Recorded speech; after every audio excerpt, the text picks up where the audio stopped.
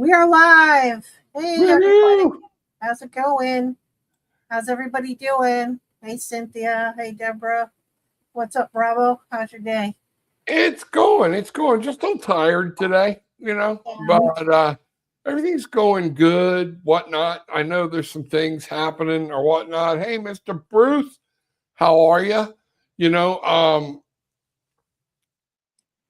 Things are happening. You can feel the energy swirling around and doing different things. And I still believe some of this is our choice of what to do with it. And, we did this just to make, and this has helped change things up for me a little bit. We were all about our murder shows. First thing I'd do is I'd turn them on when we were eating, in the morning while I was getting ready. Then while I was eating lunch, I'd turn on my murder shows. And then in the evening, we would find something. We started watching Hometown with the couple that's redoing all the homes in their old town. All right. They are just the nicest couple, and it made us so chill. So literally for the past 2 days or 3 days, I stopped with the murder shows. I've been watching like Love It or List It. Those guys. People that make me feel good and alive and wake me up rather than like, okay, I'm trying to solve a murder case every freaking day of my life, And I'll be honest with you, that has really helped me, I think, so that's one of those things. But I do think the energy has a lot to do with it in making you want to change and do some things. What have you got? Well, you know me, I usually have NCIS on the background. So it's the same as having a murder show on for all intent and purpose. It's just NCIS and not, police department or something. So, but I haven't really been watching that. I kind of been burning out on it. Like all my standbys, I kind of been burning out on it. So, like, I've been grabbing like Netflix chick flicks and just stuff like I watched yesterday 5-Star Weekend or something like that. Yeah. With Jennifer Connelly. It's a chick flick, it's a whole thing. Yeah. But that sort of thing. And I watch, so here's something that not everybody knows about me. I watch the show Sweet Magnolias on Netflix. Sweet or Steel Magnolias? No, Sweet, not Steel, not the movie. Sweet. It's a show. And it's very hokey. It's set in South Carolina, and again, it's chicks. It's 3 women in a very close friendship and their lives and what happens in their lives and their town, and they're very successful and they're very involved in their town, the whole shebang. But I'll watch that. It is very hokey. It's very campy, it's very feel good, but it keeps your spirit up. Well, yeah, and it's just it's right. Or at least it at least doesn't, poke at whatever, underlying hope is there. Right? Yeah.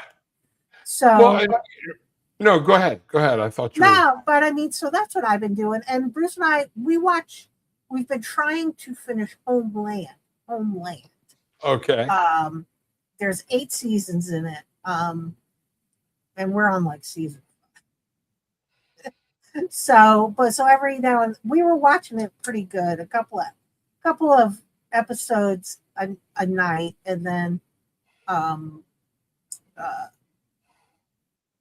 he was like back to work, or I was back to work, or things happened and we don't watch it unless we're sitting down and watching it together. Right. Gillian and I do that. There are certain things that, like, even if she falls asleep in it, I shut it off and move on to a movie or something else. Bruce will do the same thing. If I even the movies I've been picking have been more King Kong, the fantasy stuff that I don't have to think about or whatnot. Because Bruce, I'm like you, murder shows and other stuff like that. gives a bad energy to me. Now, I never really thought it did. I'm just being susceptible to it right now. But your statement about Criminal Minds, Criminal Minds lost me earlier in like season 4 or 5 when they started running late and they tried to make it so real and they made it real with children. I could not, that's when I went, that's enough. I couldn't go to sleep with it. I didn't like it, or anything. And they dialed it back because a lot of people were like, they were losing viewership because even I stopped watching for a while. And you know me, I'm a diehard Criminal Minds. Yeah. So I watched that on Paramount, right. what they're streaming now. I'm watching that whole thing now. So I just finished the last season with them.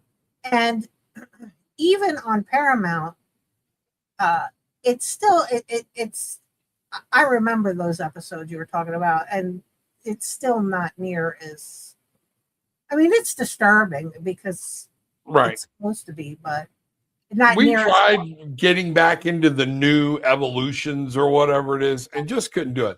The best Criminal Minds were the first 2 or 3 seasons with Mandy Patinkin. He just made, he was that character, but the darkness of the show is why he left. It was starting to take a toll on him. Well, he's in Homeland also, by the way. Oh, is he? Yeah, he's been in the first 5 seasons so far. I know that he leaves the series eventually. But I don't know what season he's leaving in. Right. But he's he plays a similar like type character. He's high up guy in the CIA. He's very smart. He's very dialed in and like he was on Criminal Minds, just that character type. So he's just, instead of solving murders, he's trying to catch terrorists or stop bombings or get spies or whatever.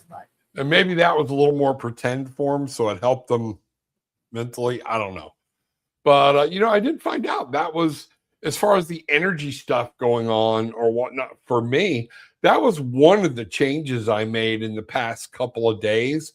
Right. Because, like you said, you were telling me coming in, there's more than just a full moon going on. There's a whole bunch of crap going on out there. There's a bunch of stuff. I have started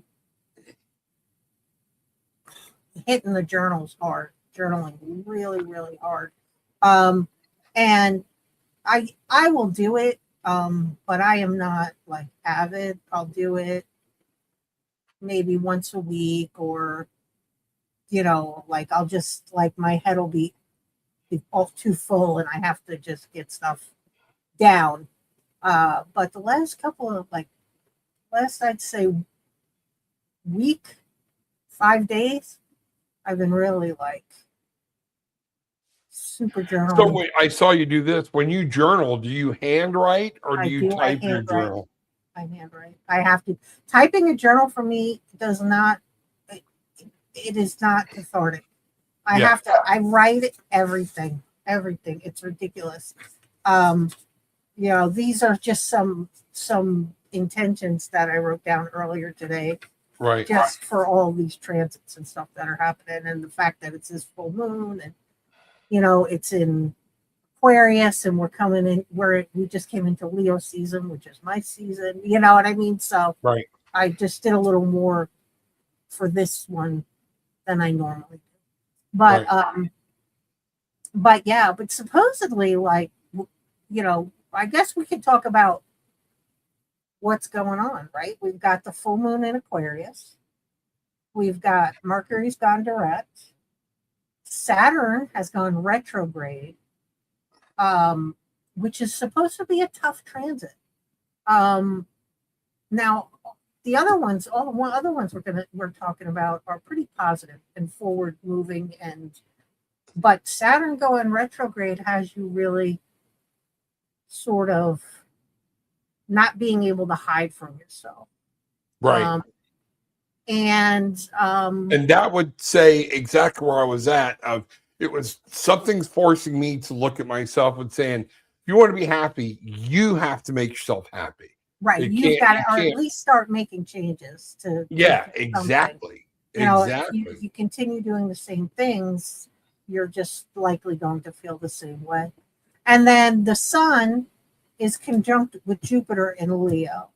And that is when supposedly when the sun and Leo get together, the sun and Jupiter get together. Jupiter is a positive sort of planet anyway.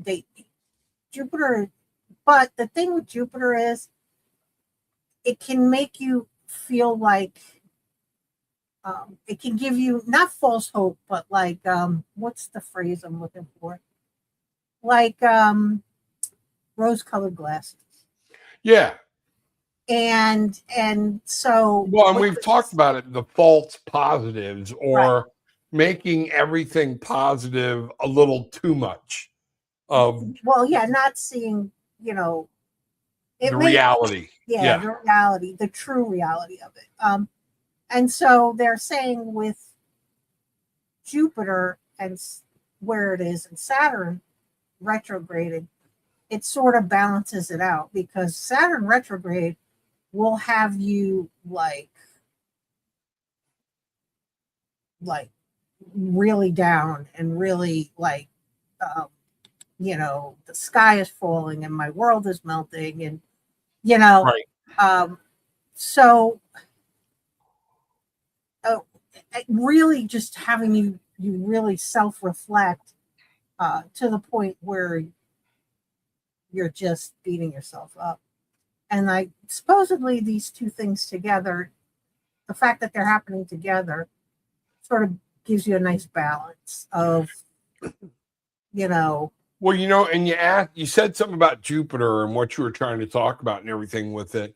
I don't know that much about it, so I just popped it in. And Jupiter is often called the planet of expansion, wisdom, blessings, and higher understanding. Yeah. You find when you're dealing with Jupiter, how can I become more of who I truly am is a common question. And that's been where I've been over, okay, wait a minute, what are we going to do? How are we going to do this? I can't just sit here and veg on the sofa all day. I've got to take action.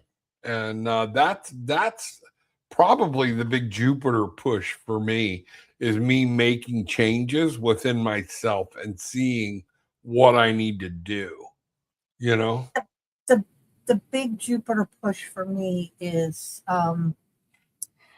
more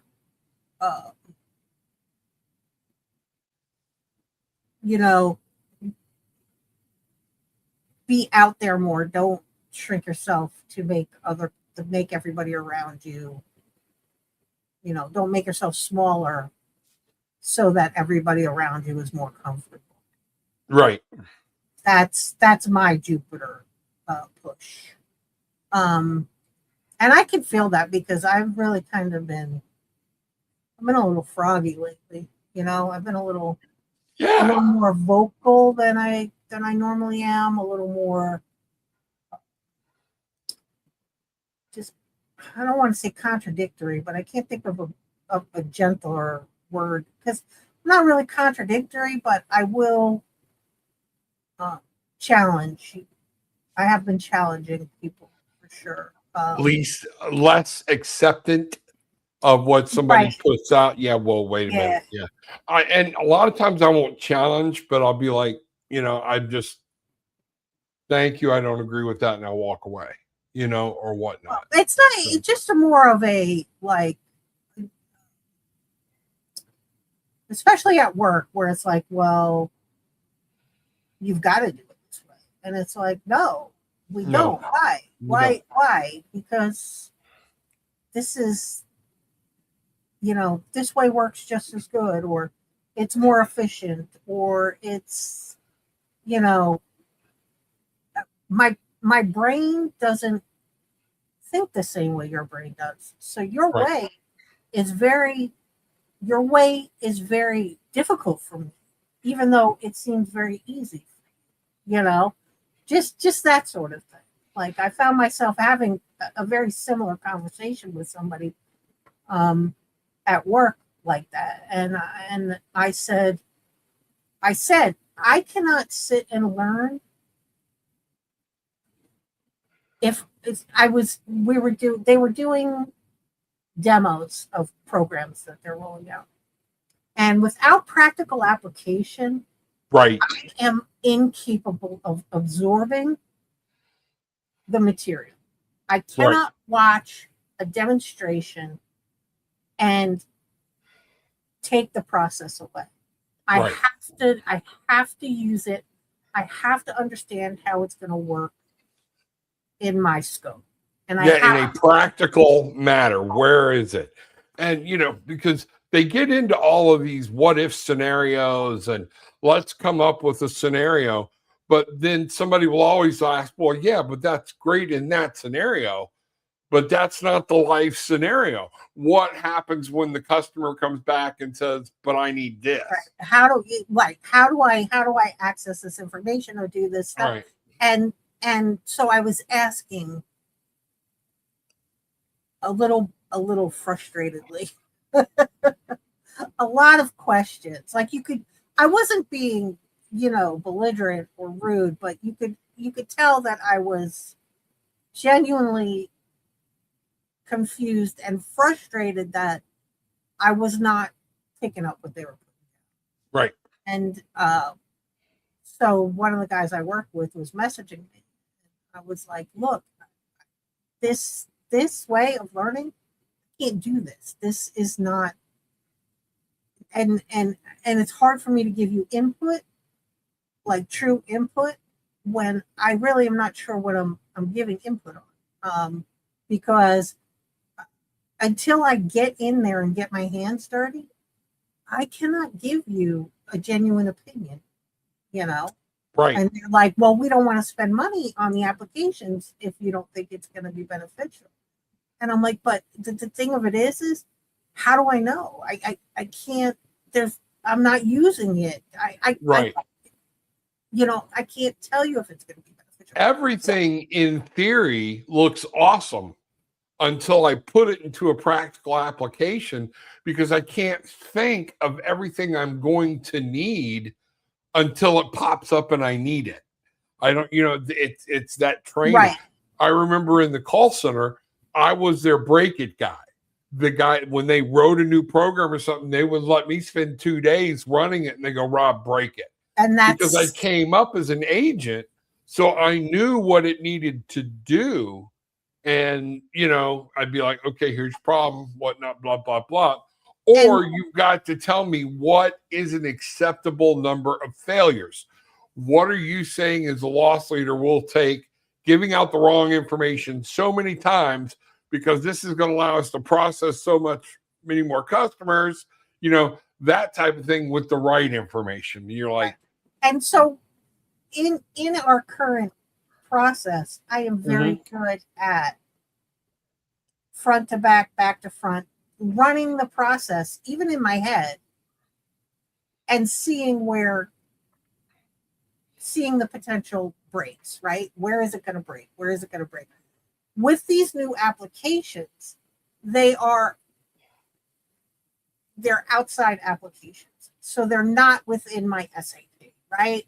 Within SAP and the processes that we run, I am really good at saying, if you do this here, you are going to break the process for this department here or this department here. You know what I mean? And you're going to wind up doing rework. But for these new applications, so I've been a little more outspoken. Normally, I will just sit back, smile, nod, and be like, whatever. But I had this guy pushing me for input, and I was like, dude, this is I can't learn like this. Like I can't even. I can't even fathom, is this system going to talk to this system? If they are, how often? What's the refresh rate? What kind of, and it's just. I hear you. There was some people I was working for here not too long ago that, they wanted this operating system. Everything goes through here. And then they never could get it off the ground. So they asked me to come in and start looking at it. I said, I asked the owners of the company, tell me what you want this to do. Here's what we want it to do. Okay. How do you get here? I don't know. Well, if you don't know, and you don't know what your other people are doing and the people you're contracting, that's the reason you can't get this thing off the ground. You don't know your own business or your own procedure. And that was one of the first things. They spent probably a couple grand trying to get this thing off the ground and ultimately just killed it. You just because you have an idea or something. Yeah, you have to be able to implement it, right? The idea is fantastic, but then how are you going to bring that idea into the real world? How is it going to move through society, right? So, I mean, sometimes you just don't have the solution for it right now. You don't have. Prior to the Wright brothers, this just came to me. A bunch of people had a great philosophy of how to fly. Okay. Right. And it was, look, I'm drinking my Mullen tea. It looked awesome on paper until it blew up, fell out, whatever. And it just doesn't work that way. We got to stay practical. And, I think some of this with the energy that's going around is pushing people to stay practical. I saw another good description that said almost everything, cycles of the moon, spirit animals, everything. These are characters we want to see, but they're all about releasing, bringing in, gathering, doing different things. But what works for me doesn't work for you. Right. And it says this doesn't necessarily mean change your path, but make sure there's not shit on the path that doesn't need to be there. Well, yeah, or you're not, or you're not dragging somebody else's shit down the path. Right. So interestingly, one of the key phrases for this Aquarius full moon, which goes in with what we're talking about, like just the changes we're making unconsciously, is release the identity you've outgrown, right? So I think release the identity about what? That you've outgrown. Yeah. Mm-hmm. And so I think, it's that makes a lot of sense. It's a pretty big, and I didn't really do a whole lot of research on the Lionsgate. I heard you talking about it Monday. Did you look into that at all, the Lionsgate? I've heard about it. Everything did not go into great detail. Lionsgate is supposed to be another great manifestation time. People starting to ask silly questions or like, is this going to be a huge Lionsgate portal with more energy? Because somebody said it was 8, and then they went with 26 and got another 8. Well, the only problem with that is, you knucklehead, it's 2026. There's another 2 in there. You need so, and this is it. People want to take their own thing and make a lot out of it. Lionsgate, it's here every year. We know what's going on. I do think the energies are there, and it gets back to how we use the energy. I don't think it's so much cause and effect of how we elect to use it. And is that making sense? And do you agree with that or no? It does. I think that there's probably energy. Like, so before you and I looked all this stuff up for what's going on right now, right? Yeah. I had no idea all of this was going on until you told me. We both understood that something was driving us to move differently within our space. So I think in as much as that, these transits affect the energy like that. Now, going back to something we were touching on last week, which was the whole boom factor. People see these things and they expect to get hit over the head instead of understanding, oh, you know what? I am moving away from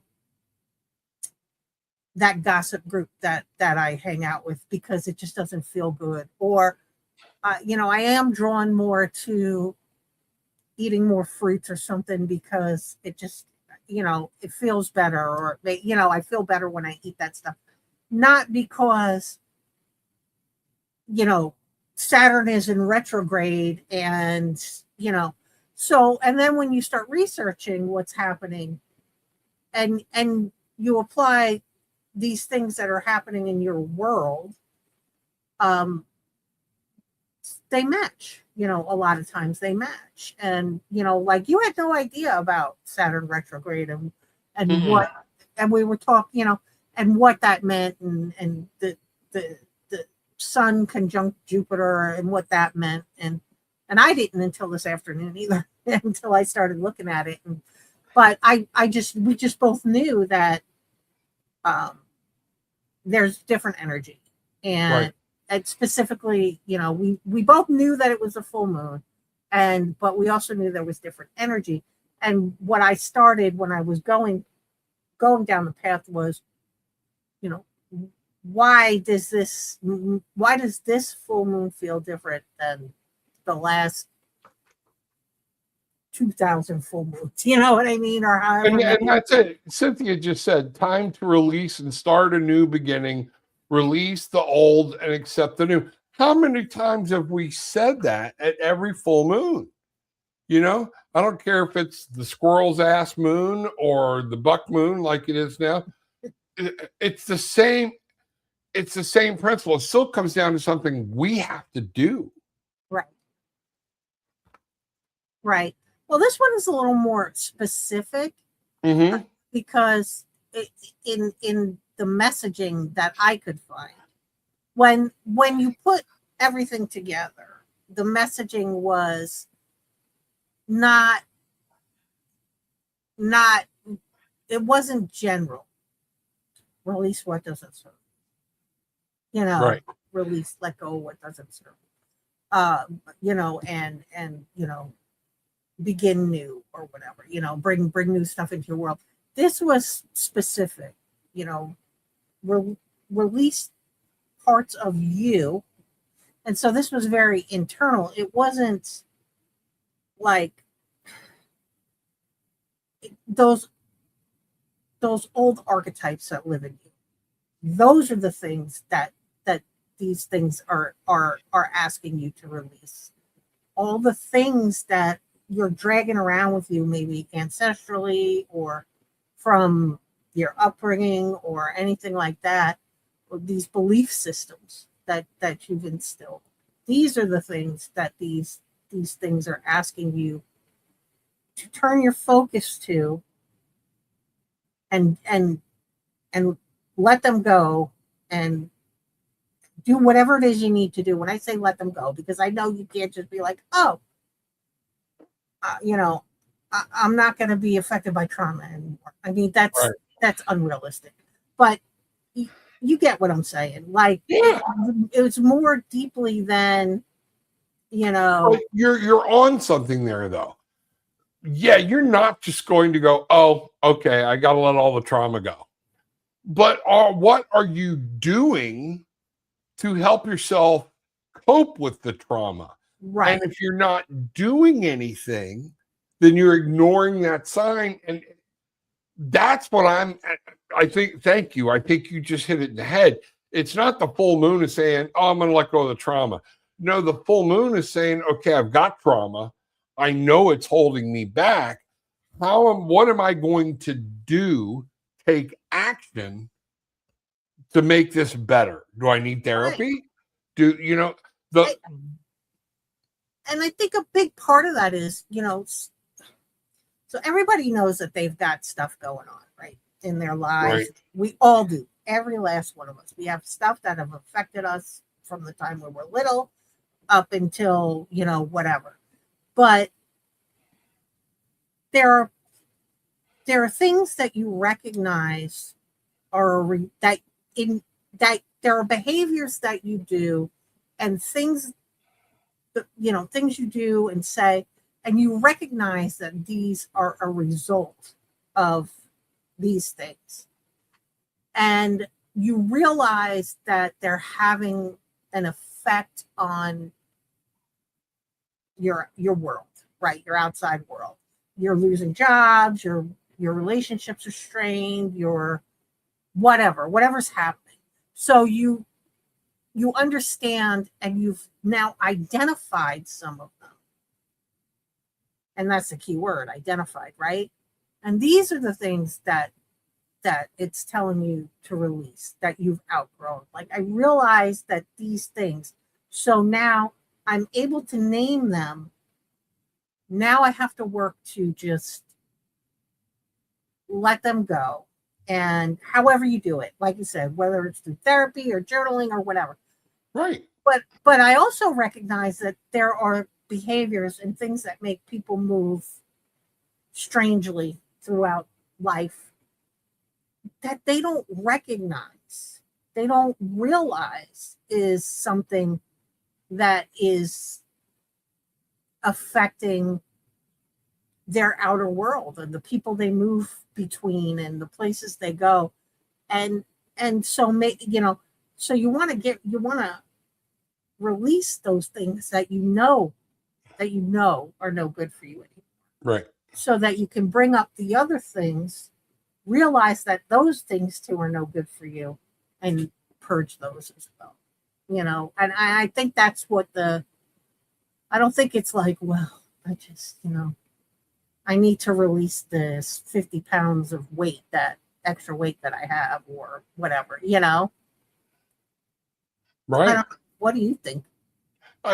I agree. And Cynthia, thank you very much. I appreciate the compliment. That's one of the things I did. A lot of times us finding these triggers and one of the things I do when I'm helping people is I ask why so many times that eventually we get to the root cause. And that's the secret of any root cause. Right. And once we get there and we face the ugly truth, okay, so this happened, this is what's going on, but now what do we do about it? Right. And then you got to work to change that. And that's where my silly, I don't care whether you're an addict, whether you're dealing with trauma, things that are in your head that you need to change literally are there out of muscle memory. You've let your brain pop them in and play with it so long, it has these default RAM settings, like in a computer, of, oh shit, this person said this in this tone, I've got to gear up for a head-to-head confrontation. Okay. And before you know it, you're in a confrontation with somebody that they didn't know, they were, so they probably didn't even realize they had the tone. Yeah. And some of that is there are exercises you have to do physically to change a habit. Right. Well, you definitely have to recognize when you're reaching into the trauma basket, right? Right. And it's very hard to sit back and stop yourself from reacting. And, right? And that's key. And that's one of the things that people don't realize. It's the reason I say our soul, to me, is somewhere in the throat chakra area. Okay. Because how many times are you reacting? Okay. And you didn't even want to react that way, but it was just a trigger, and you've walked away from a situation going, why did I do that? It wasn't even what I want to be. But your brain is the master computer, and the RAM is there holding these okay, we're going into defense mode, we're going into sadness mode. The reason I say depression, if you're not careful, Not all depression requires medicine. Some of it requires you to get your ass up off the couch. Okay. Right. And say, I'm not going to do this anymore. And that most of these do require some type of action to break any trigger, no matter what it is. You know, if you're in your bathroom or in your bedroom and you're throwing something in the trash, you could probably throw 13 things in the trash and never look because it's always in the same place. Right. If I move that trash can to the left 1 foot, it's a whole concentrated effort to hit that thing again. That's muscle memory. And I've taught that through life in police work with different things that happen. Muscle memory. Don't start doing something wrong as a shortcut, because sometimes it's harder to break the shortcut than it is, and you have to relearn it, than it is just to slow down and do it the right way the first time. You know? Yeah. I kind of took a sideline there, but you know what I'm trying to say. I get you. I just, sometimes, people just, they don't realize, or it's just been, beaten into them by, everybody that they've come in contact with. That, right. They just don't know that, it's a hell of a thing when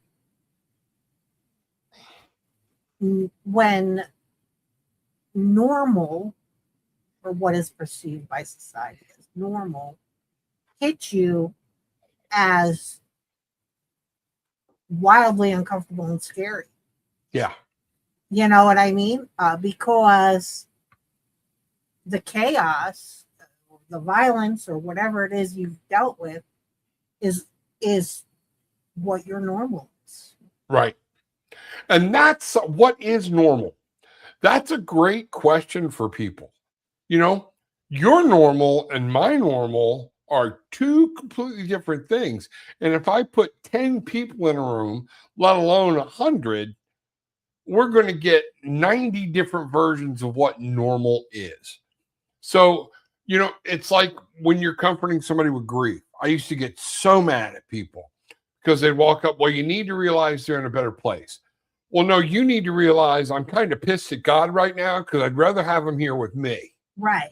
I don't care what I need to do or everything else.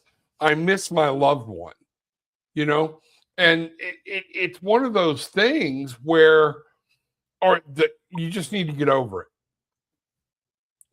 That's all right. That's just another version of telling me to calm the hell down. Right.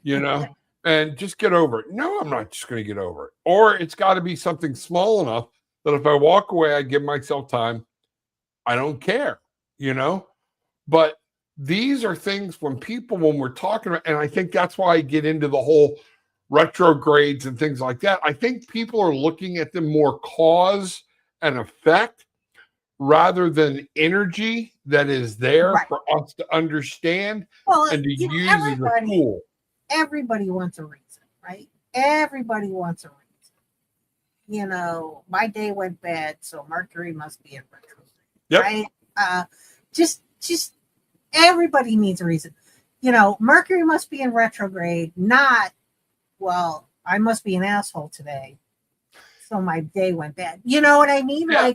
Like it's, there's and Mercury in retrograde, I think, can cause things to go out of normal. So it's up to us to realize Mercury's in retrograde before I go off the wall, throwing a nutty. When I get done at the end of the day, that was a pain in the ass, but I fixed it. Right. Or just, I hear you. I mean, but, again, there's a certain level of accountability. Mm-hmm. If your day was shitty because your behavior was shitty, it's not because Mercury was in retrograde. It's because you don't know how to act. And you would not have known how to act had Mercury been direct. You would have acted the same exact way. Now, if if you walk out of the house and hit yourself with the door and then get in the car and bump into the sidewalk and then go to get gas and pull off with the freaking gas tank thing in your car, still in your car, that might be like a Mercury retrograde, like Murphy's Law, whatever can happen will happen, right? But if you're having consistent interactions, if your interaction with somebody would have been shitty anyway, it's not a Mercury. Yeah. And that's, I mean, and you can just say, the energy is weird, so maybe it kind of steered people differently, but Mm-hmm. but you got to be a little realistic. That's my whole thing with it. I understand what's going on. I understand there is energy involved in everything astrologically. It all affects us, different things, the eclipses and all of that stuff. There's an energy that's happening because everything is energy. So when something affects the energy of another object, anything around that object is probably affected. And that, isn't that one, not like Newton's third law of gravity or something like that? Yeah. Well, and if you think about it, what we always said the moon. Now, here's something really crazy. We've always been taught that the moon affects the tides. Okay. High tide, low tide. And I don't take everything he says, but the man's pretty smart. Neil deGrasse Tyson, okay, the moon isn't affecting it, all right? What it is, it's the revolution of the Earth coming into different gravitational pools as it leaves the moon's, comes into the moon's gravity and leaves the moon's gravity. So, did the moon affect us? Did it do it? No, it was our effect to that energy. So that we know that there's always an energy effect. Then you pass that on to how many times did we hear, oh, it's full moon. When I was in police work, God forbid, full moon, every full moon. Everybody was like, it's going to happen or whatnot. Full moons could be bad, okay? But honestly, they were a flip of the coin. It was a flip of the coin. But MIT said one of the reasons people misbehave in a full moon is it's a gravitational pull. Right. All right. Closer. It goes up on the planet a little bit. Okay. Therefore, blood pressures rise. All right. So it just gives it that extra little right over the edge to make you snap. Okay. Now, I don't know if that takes you from calling your husband a son of a bitch to stabbing him in the neck with a knife. I don't know if it'll take you that far. Okay. Like you said, then there's something already there if you were going that far with it. But yeah, some of these, with some of the things we talked about, it only takes a little nudge sometimes to push the right person in the wrong way. But, if you think energy-wise with full moons and dark moons and whatever, and then you think of spell work. Mm-hmm. And they say, do this during this moon, this phase of the moon, or you have a stronger spell or a better chance of the spell working during this phase of the moon, or this phase of the moon, or on this day of the week, in this phase of the moon, yada, yada, yada, right? So, when we're thinking of energy like that, because I see what you're saying, but if it could affect that kind of work, that kind of spell work, that way, couldn't it affect people? Oh yeah, no, that's exactly what I'm saying. That's exactly what I'm saying. But it's how we deal with it. We have full moons basically 12 to 13 times a year. Okay. Right. So am I turning into the werewolf and being Dr. Jekyll and Mr. Hyde every full moon? Then it's up to me to realize it.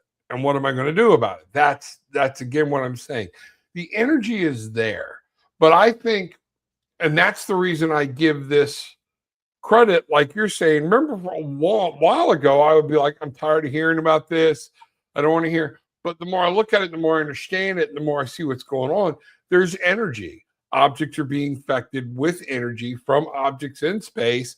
So therefore, it's got to have an effect on the earthly plane. You know, I'm in full agreement with you. Yeah, and I guess the question is, how much of it affects, right? And if you've never been driven mad by,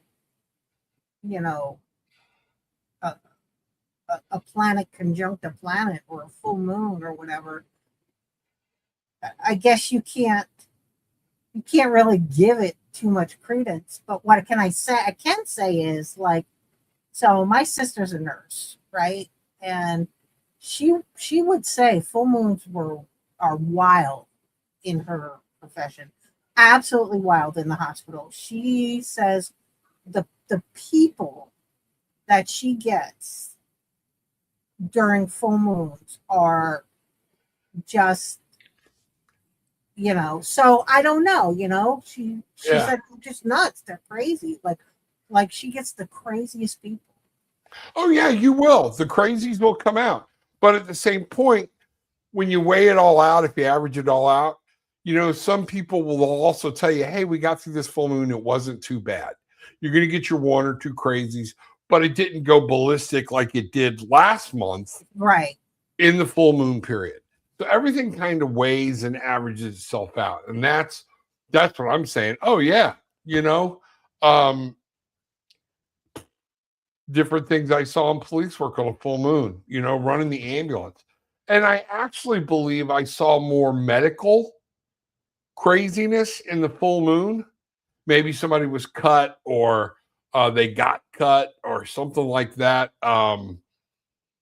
Babies being born, different things like that, than just the out and out, people baying at the moon and things like that. Now, I have had those, okay? And I got some stories for you. But, I just find it interesting because if you talk to anybody who's worked in a psych ward, they will tell you that the full moon is like wild, Oh yeah. And the Baker Acts would come in like mad in Florida on a full moon.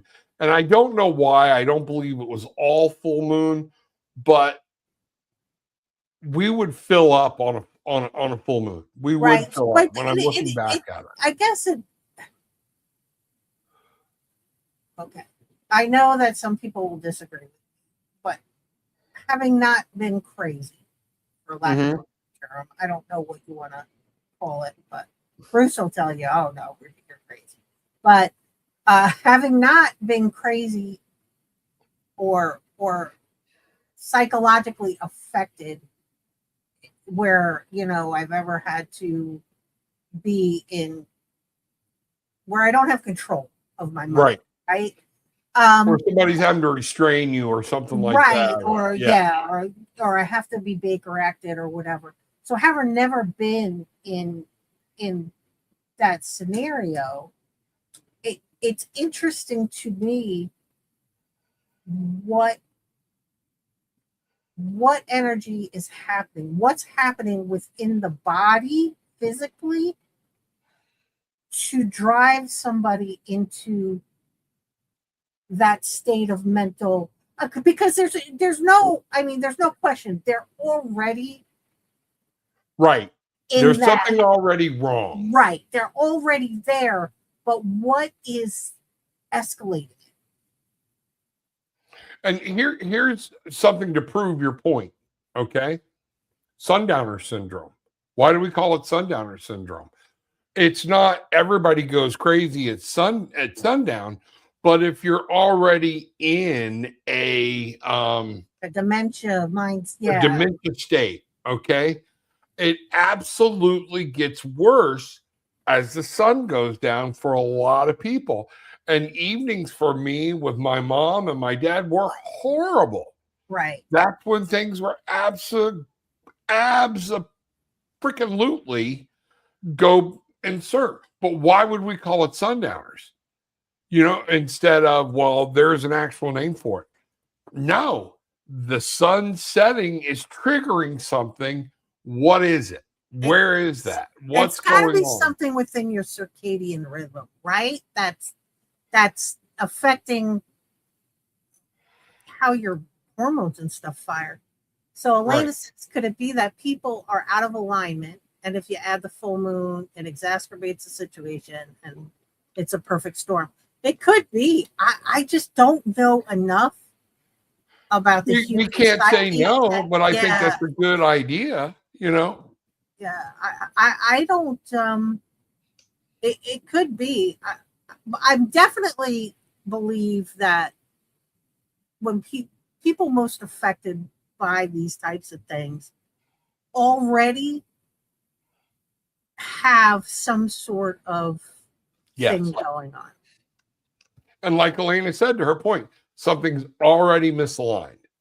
Something's whether it's pharmacological, whether it's, blood transmission or, neurons firing, something is out of whack. Serotonin, who knows? And that only takes that last little pull, and if you talk to, and very well could be, I'd love to hear, your sister's point of view on that.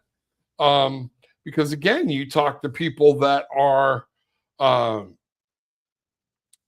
what's the, got my brain, I'm sorry. One or two, it's the, they go into the manic depressions or they're manic up, they're manic down. What's that? Bipolar? Bipolar. Yeah. Bipolar 1 people, things like that. You don't know what moves them from a 1 to a 2, or it takes them out of a perfectly normal position. It's something that's out of balance. Yeah, that just flips. Yeah, that flips that switch in your brain. Because 1 minute they're all over the place. You think, oh my God, they've taken cocaine or whatnot. They're the funnest person in the world to be around.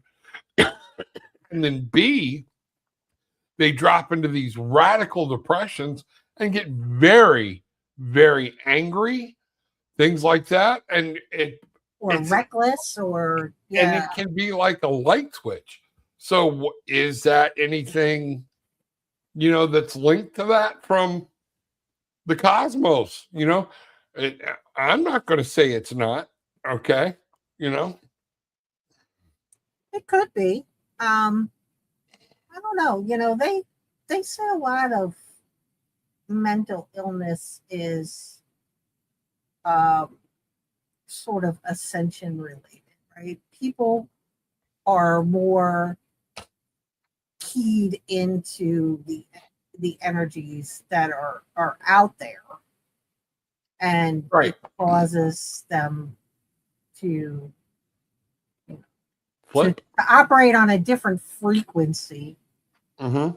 And then, we think they're crazy because they're hearing voices, or they're seeing hallucinations, or, they just kind of,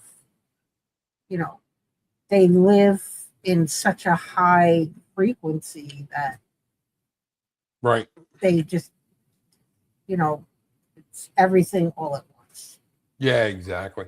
Bruce, like you said, Rob, a full moon may make you cuss out your husband, but if you stab him in the ear, you were probably already over the threshold. Yes, that's it. What was there, and then it gets back to, all right,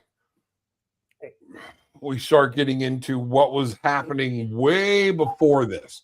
Is this narcissistic behavior? Is this a psychopath, sociopath? There's a difference between the two.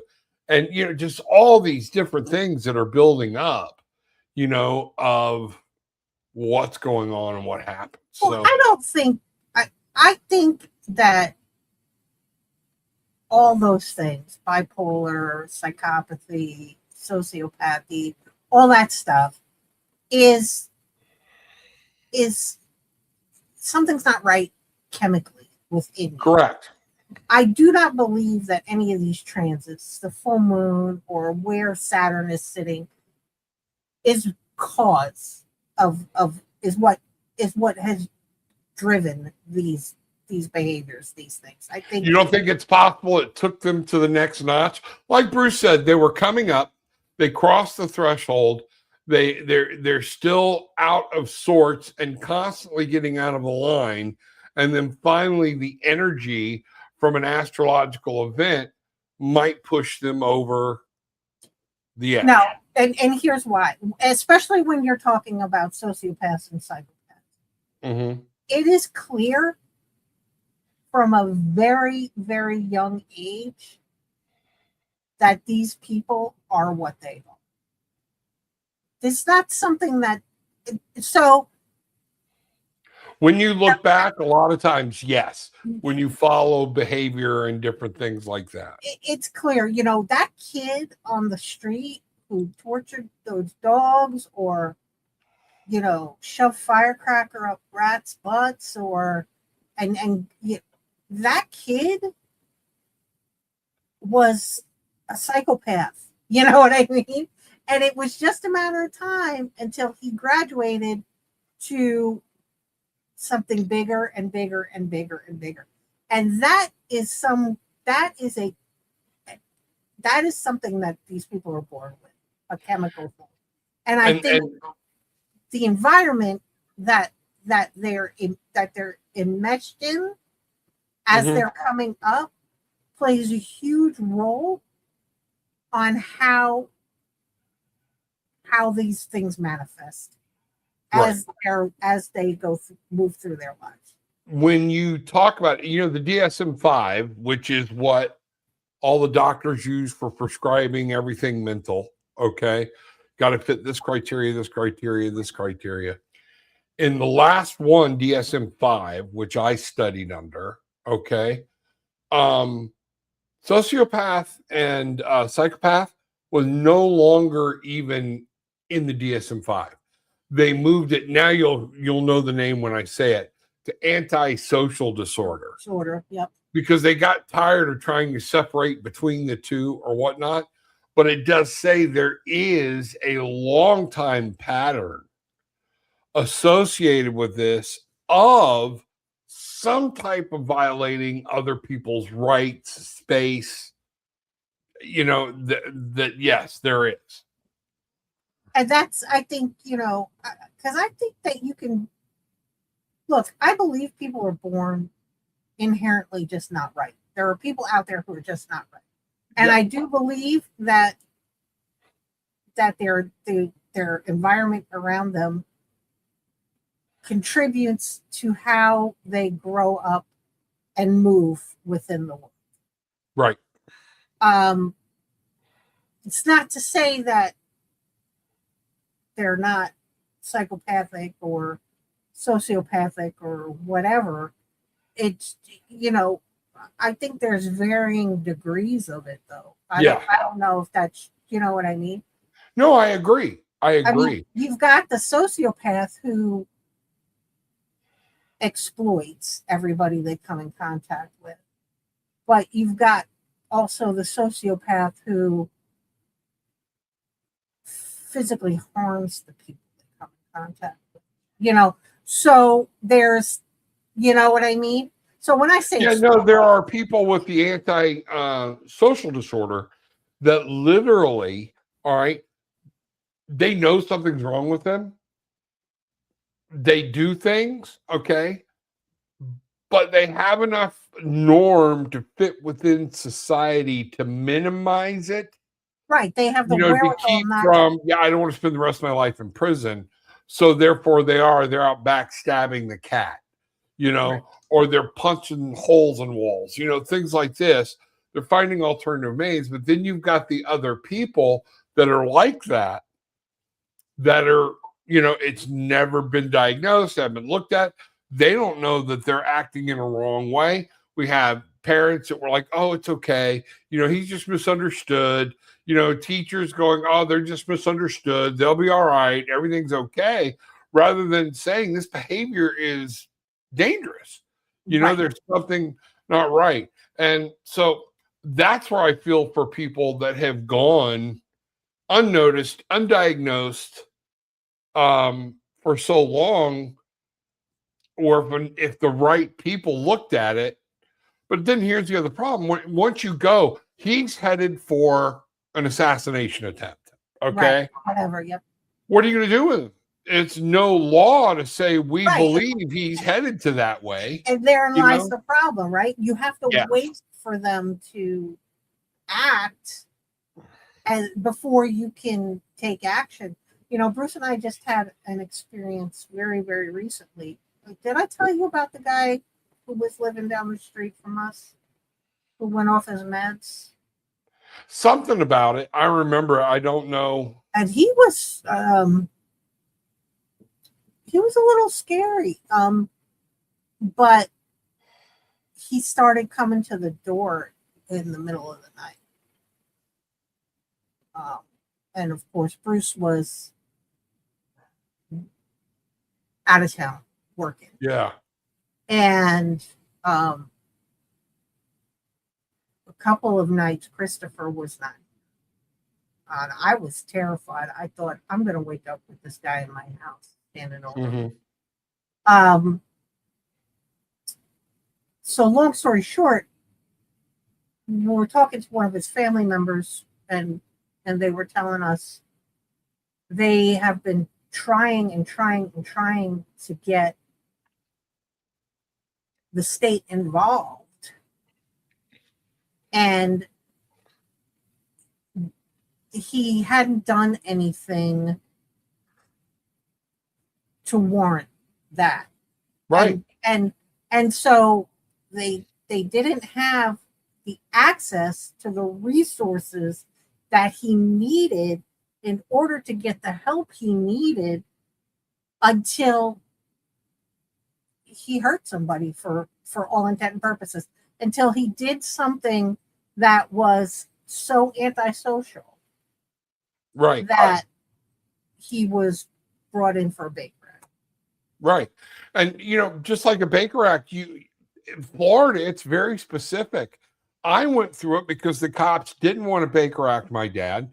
We had a social worker and me standing there saying he is a danger to himself and to others. And they're like, well, I don't see it. Right. And what we found out was they did not want to Baker Act him, go through the paperwork, to have him let go, because certain doctors go, there's nothing wrong with him, and let him go 24 hours later.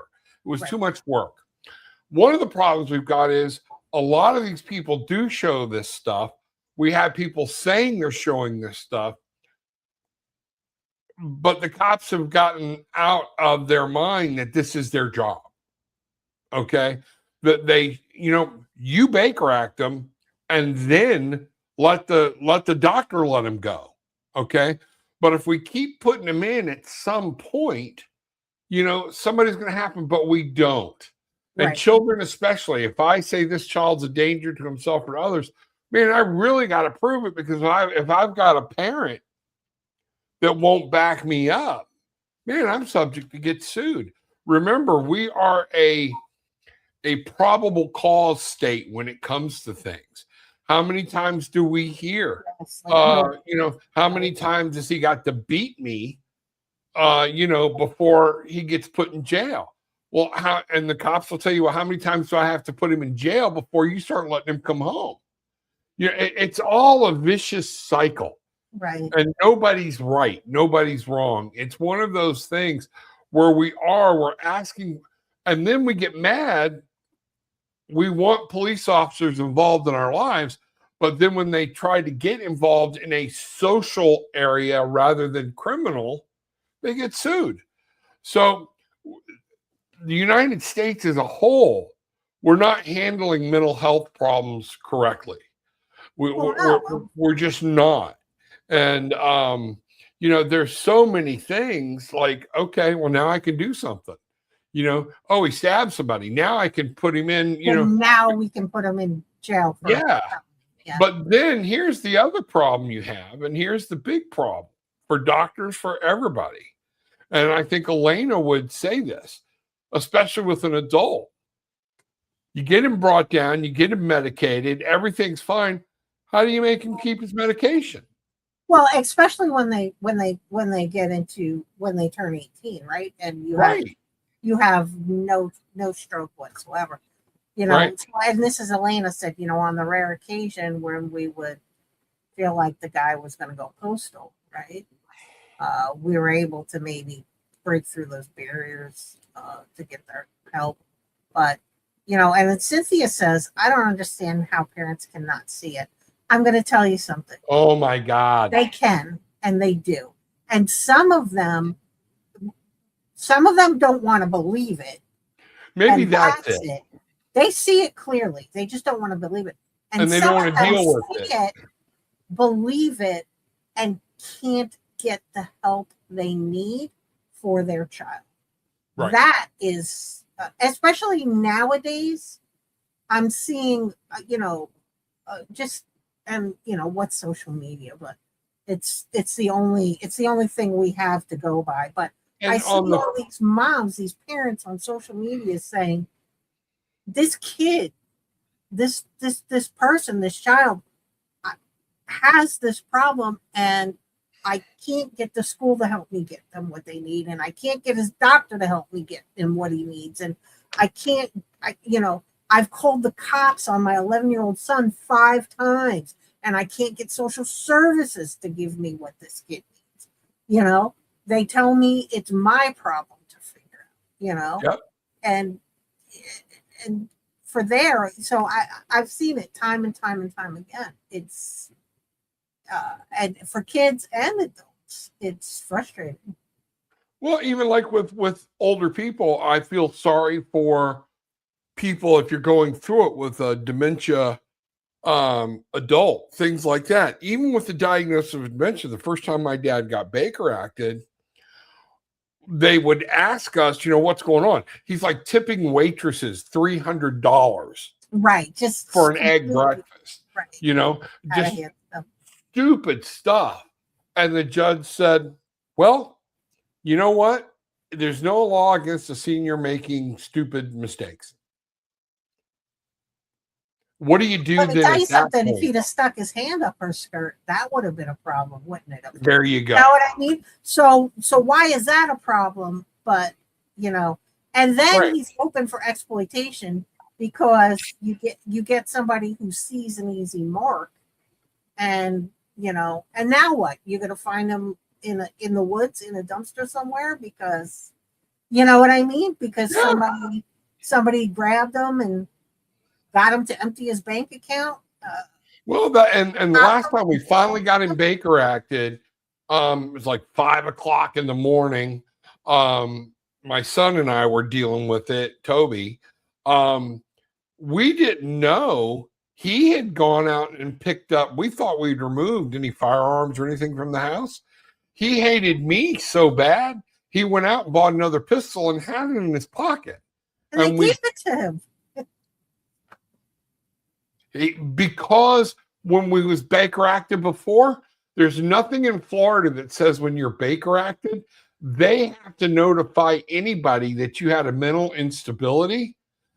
So this whole thing about you don't have to have we don't give it to people with a mental problem. How do you find out about it? HIPAA. They're not allowed to disclose anything. If they're not, it's a voluntary. Oh yeah, I'm on Ritalin. I'm a heroin addict. Blah blah blah blah blah. That's how the guy, who is a repeat offender keeps getting sold the firearm or getting and there's that 3-day waiting period and blah blah blah blah blah. But it just, and that's the stupidest thing I've ever heard of. A 3-day waiting period. I'm so mad at you, I'm going to kill you, but I only want to do it with a pistol because I can buy a shotgun over the counter the same freaking day at Walmart, right? So I can go get a gallon of milk. 3-day cool again. Something we did: ready, fire, aim. Right. And if you go get your concealed weapons permit in Florida, you no longer have a 3-day waiting permit. Correct. That is correct. If you have your cool off period, 3-day cool off period. Yeah. right, No, if you have your card, your concealed carry card, you don't have to. I am standing next to the chief of police in uniform, me being an ex-officer and a good friend of mine. All three of us are buying guns. Okay. My friend, who had never been in police work, he'd been a dispatcher, never been with any training, nothing whatsoever. Okay. Walked out with a 9mm, and me and the chief had to wait 3 days. Is that because he had the card you didn't, or Yep. What? Yep.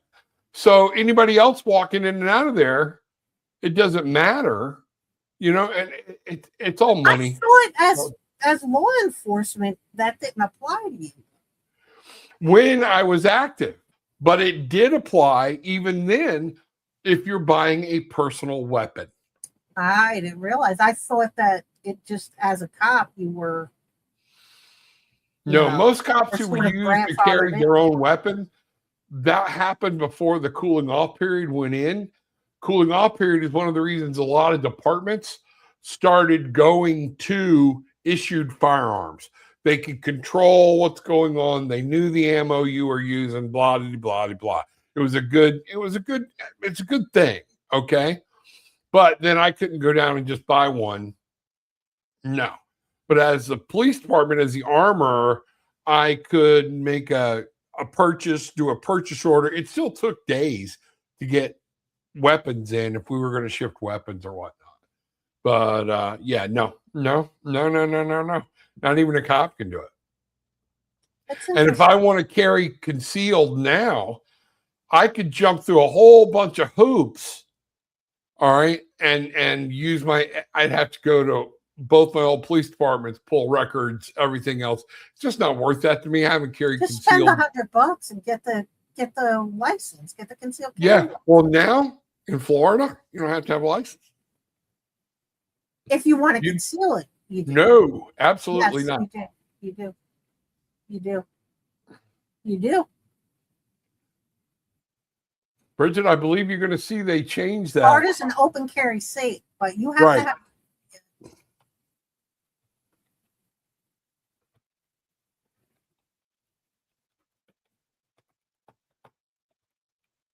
And see, that's how much I haven't, you know. Yes, you can conceal carry in Florida without a permit, provided you meet the core requirements. You got to be at least 21 years old and a U.S. citizen or legal resident and have no felony convictions or the other disqualifying conditions, which are all voluntary, you know. So no, they did away with it. You don't even need a concealed weapons permit anymore in the state of Florida. So that's what's funny. All these stores are putting up no open carry in my store. Okay, I won't. I'll conceal it. I thought that only applied for the castle doctrine. No, in Florida, you've always been able, you could have an armory in your house and there was never a problem with it. But I mean the concealed part of it, like if you have it in your car or whatnot. And in the car, Florida had some of the screwiest shit. I'm telling you, I'll get into it and tell you all about it at some point. But there's so many ins and outs about you could put it in it had to be 2 steps.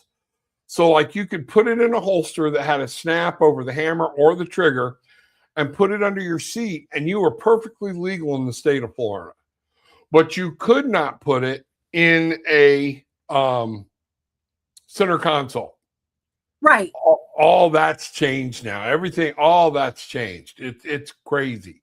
And I told Gillian, I said, if we're going to start carrying, if I'm going to start carrying, I'm going to go to the police department and say, I need to check in. You know, I'm not taking the word of my gun store guy, you know, or whatnot, but I want to go check in what the actual law is. But no, we were just at the clerk of the court, and having that discussion with an older lady that her and her husband carry concealed all the time. There's just certain places they don't take it in at, and they have no permit. So that's interesting. Yeah. No, So it's what's crazy. the point of getting the concealed carry card? To get your gun without a 3-day without a 3-day cooling off period. That's interesting. Yeah. And, you know, a lot of people are still doing it just to be safe or whatnot. You know, it was the way of the land. It makes everybody feel better. But no, you don't have to now. Not in Florida. Not in Florida. That's very interesting. Yeah. You got to carry a valid ID. You got to go through your background check. Or logical criteria required to get a must meet the exact same legal criteria. This says background rules. If you want to do it, you still cannot carry prohibited spaces, schools, government, court buildings, police stations, private property, private businesses, or property owners who post clear signs prohibiting firearms or ask you to leave. You got to leave or put it in a car. Okay. But you do not have to have the permit now. And that's the reason they're stupid on some of these stores. No open carry. They should say no firearms permitted in the store. You know? So. Okay. I was under the impression that without the concealed carry, you couldn't conceal. You could open carry, but you couldn't conceal carry. Correct. And now you could do both in the state of Florida. That's interesting. It's funny. There was a big news thing. 2 guys had their AR-15s to prove a point. Okay. And went, because one of the things is you can take your guns on a fishing trip, and they went surf fishing in downtown Melbourne Beach, walking across A1A with their AR-15s. The cops stopped them. They were going to get them in trouble. And one of the sergeants pulled up and said, nope, y'all leave them alone. They're perfectly within when they did the review, no, Florida, you're allowed to take your gun fishing with you. And it doesn't. Well, if it's an open carry state, it's an open carry state, period. Like, right. You can open carry. And, it's not, you can just open carry, a handgun. You can open carry with whatever. Yeah. Even if it's an AR-15. I never understood AR-15. Yeah. Gotta love Florida. Oh, okay. Well, all right. Yeah. Now we're off track. Yeah, we're way off track. I don't know. I don't know. What's the point of having a concealed weapons permit in the state of Florida? I'm going to have to look at that, because I really believe that you need to have the concealed carry in order. Right there.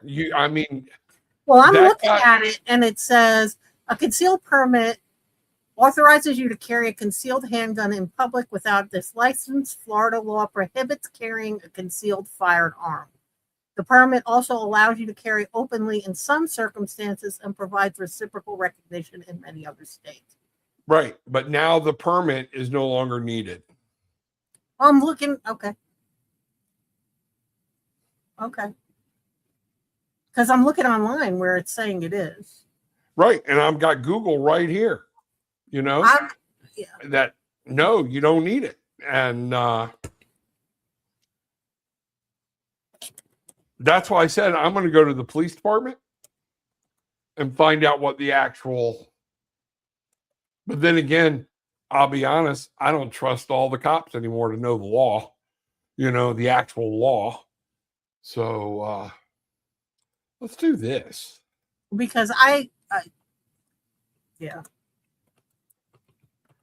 I'm going to go into Chat GPT.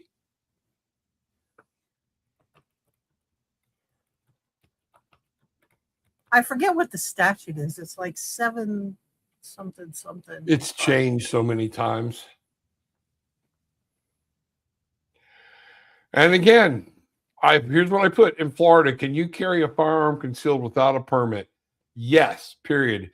In Florida, most adults who are legally allowed to possess a firearm may carry a concealed firearm without obtaining a concealed weapons license. This has been the law since 2023. That's So interesting. see, it just went away 2 years ago. Okay. You're supposed to be legally eligible to possess a firearm. So if you're a felon, if you caught with it, you're busted. You got to carry valid photo ID, and then you can't carry in the prohibited places. Should you still get a concealed weapons license? Many people still do because it can provide benefits such as reciprocity with many other states when you go to cross the straight line. Okay. Potentially making it easier to lawfully carry in states that recognize Florida's license and other legal and practice benefits under Florida law. So when they did it, I was like, we were up north. And I'm like, what? And then New Hampshire followed right along. And I was like, okay, this is wow. That's interesting. Yeah. No? But New Hampshire is the live free or die state. So. Right. Yeah. I mean, it's different. It's a whole different ball of wax. Yeah. Oh. Northern rednecks, you know? So. Really? Would we call them rednecks? What's that? I said, would we call them rednecks? A little bit. Some of them. Not all of them. I think redneck is like more northern Maine. Yeah, that could be. That could be. A lot of people call me a redneck. You know, redneck used not to be a bad name.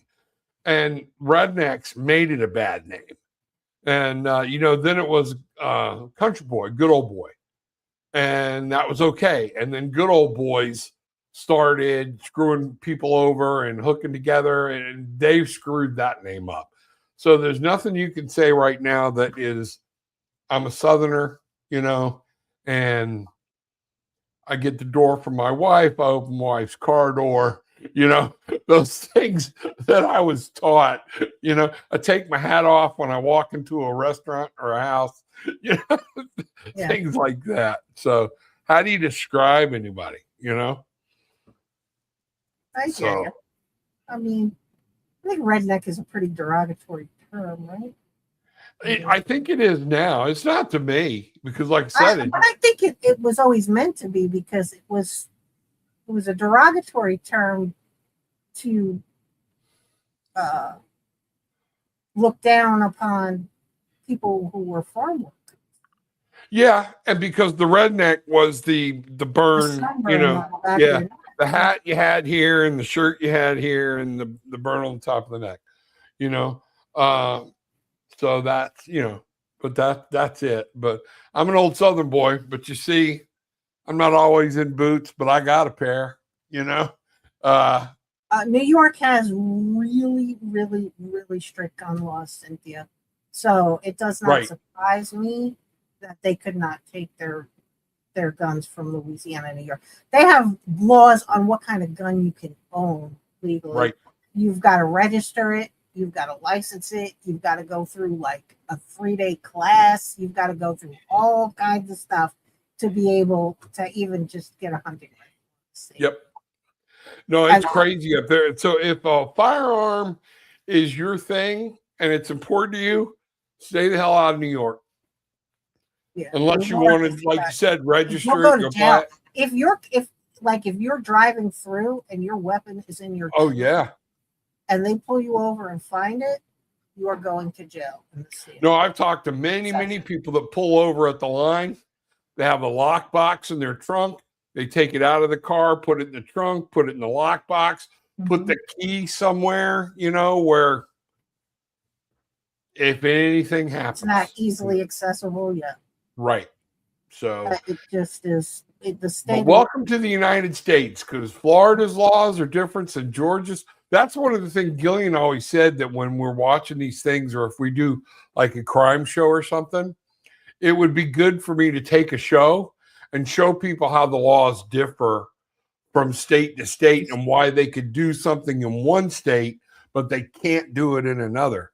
Because there are things that are like Florida accepts nobody's police certification.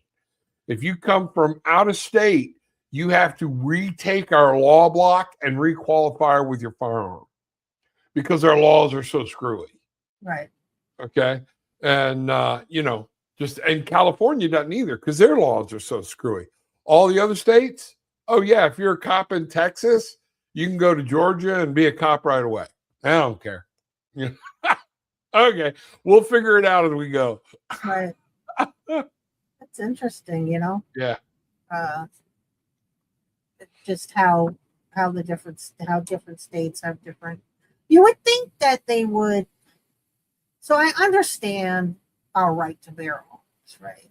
And I don't dispute it, whatever.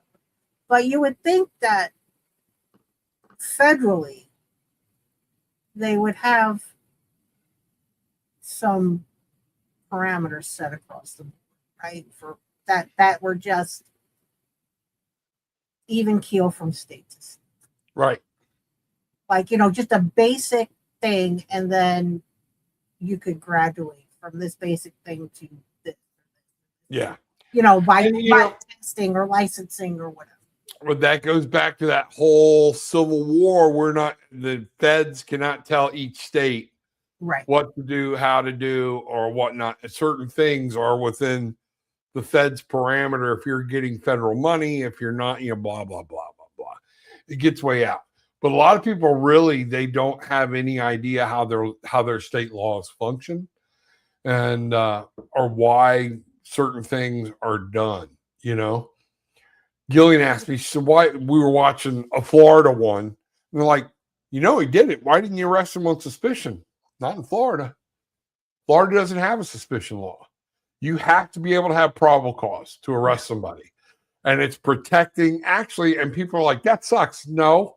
How many people have been put in jail up north? Yeah, for shit they didn't for do. suspicion. Yeah. All right. And then let go 3 days later and you never hear about it. Well, down here, what they can do is bring you in for question. They can't arrest you under suspicion, but they can bring you in and question. Not with, they've got to if they're putting you in the back of the car and taking you into custody, you have to charge. If they're saying, I want you to come down to the station for questioning, you can do that. And then now you start batting that whole Miranda warning around and how it works and different things. And that's one of the reasons I got out of police work, because too many cops were stretching. They were stretching what they should do. Well, and then that's what I'm saying. So the point is they get you to come in to answer some questions. And you want to go in because you don't want to be a person of interest. So you want to go in, and then the next thing you know, they don't let you go. Yeah, they're pointing at you. And they're not arresting you, so you can't say, bring me my lawyer. But what people don't realize, but people don't realize they can say, I'm done. If you're not going to arrest me, this interview is over. We're done. You need to let me out of here. And if you're not going to let me out of here, I need to call an attorney because, now you're holding me hostage. You kidnapped me. Exactly. So I mean, but people don't realize that once it starts going south, we can go, wait, we're putting the brakes on this. I'm going home. If you can't arrest me right here and now, I'm going. Yeah. But that's where the shady gets in, and they don't want to let you leave, and they don't let you eat, and they don't let you go to the bathroom, and they keep you in the room for 4 hours while they go do their shift and all that shit that you see. And then we're all like, what do you mean it was a forced confession?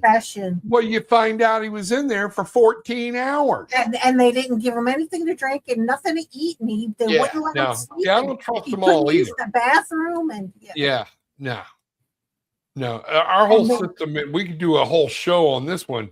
Our whole system is geared about prosecution and arrests.